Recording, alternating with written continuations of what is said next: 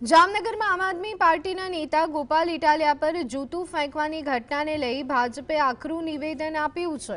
ભાજપે આમ આદમી પાર્ટીને સોશિયલ મીડિયામાં રહેવા માટેની પાર્ટી ગણાવી। ભાજપનો આક્ષેપ છે કે ઇટાલિયાએ સસ્તી લોકપ્રિયતા મેળવવા માટે જૂતું ફેંકવાની ખોટી ઘટના પ્રકાશમાં આણી છે।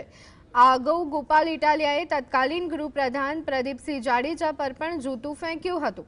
ભાજપે ઇટાલિયાની વિચારધારાને ગુજરાતની તાસીર વિરુદ્ધ ગણાવી, જેમણે હિન્દુ દેવી દેવતાઓનું પણ અપમાન કર્યું હતું।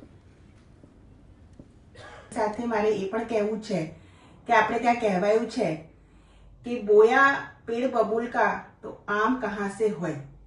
ભૂતકાળની અંદર ગોપાલ ઇટાલિયાજીએ તત્કાલીન ગૃહપ્રધાન પ્રદીપસિંહ જાડેજા ઉપર જૂતું ફેંક્યું હતું અને સાર્વજનિક જીવનની અંદર જે પ્રમાણે વામપંથી ગોપાલ ઇટાલિયાજીની વાણી છે, જે પ્રમાણે હિન્દુ દેવી દેવતાઓનું તેઓ અપમાન કરતા આવ્યા છે અને ગોપાલ ઇટાલિયાજી ગુજરાતની તાસીરને સમજી નથી શક્યા।